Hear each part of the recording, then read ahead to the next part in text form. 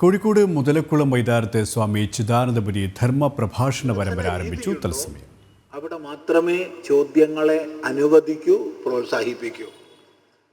അല്ലാത്തിടത്ത് ഞാൻ പറയുന്നത് നീ വിശ്വസിച്ചോളണം,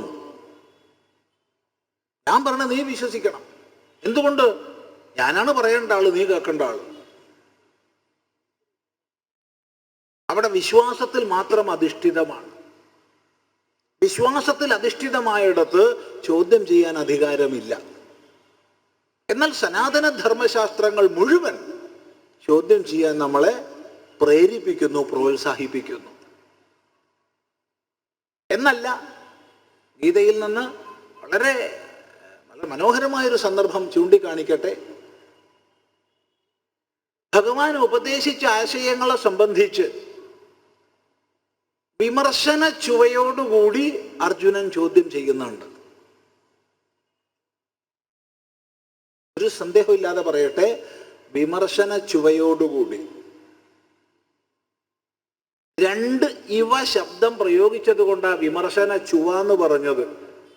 ആ ഇവ ശബ്ദം കൂടി എടുത്തു മാറ്റിയാൽ വിമർശനം തന്നെയാ. വ്യാമിശ്രേണേവ വാക്യേന ബുദ്ധിമോഹയസീവമേ എന്ന് പറയുന്ന അർജുനൻ വാസ്തവത്തിൽ ഭഗവാൻ പറഞ്ഞതിനെ ഒന്ന് വിമർശിക്കുകയല്ലേ ചെയ്തിട്ടുള്ളത്. കാരണം എൻ്റെ ബുദ്ധിയുടെ വ്യാമോഹം മാറാൻ വേണ്ടിയാണ് ഞാൻ നിന്നോട് ചോദിച്ചത്. നീ എൻ്റെ ബുദ്ധിയെ മോഹിപ്പിക്കുന്നത് പോലെയാണ് എനിക്ക് തോന്നുന്നത്. വ്യാമിശ്രേണേവ വാക്യേന. ഗുരുനാഥനോട് നമ്മൾ സംശയം ചോദിക്കുന്നത് മിശ്രീഭൂതമായി മറുപടി കിട്ടാൻ വേണ്ടിയിട്ടല്ല.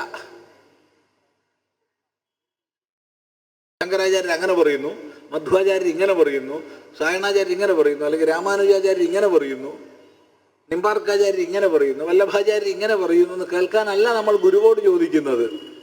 ആ മറുപടി കിട്ടാൻ ഗൂഗിളിനോട് ചോദിച്ചാൽ മതി, ലൈബ്രറിയിൽ പോയി പരിശോധിച്ചാൽ മതി. കോഴിക്കോട് മുതലക്കുളം മൈതാനത്ത് സ്വാമി ചിദാനന്ദപുരി ധർമ്മ പ്രഭാഷണ പരമ്പര ആരംഭിച്ചു. തത്സമയ ദൃശ്യങ്ങളാണ് പ്രേക്ഷകർ കണ്ടത്.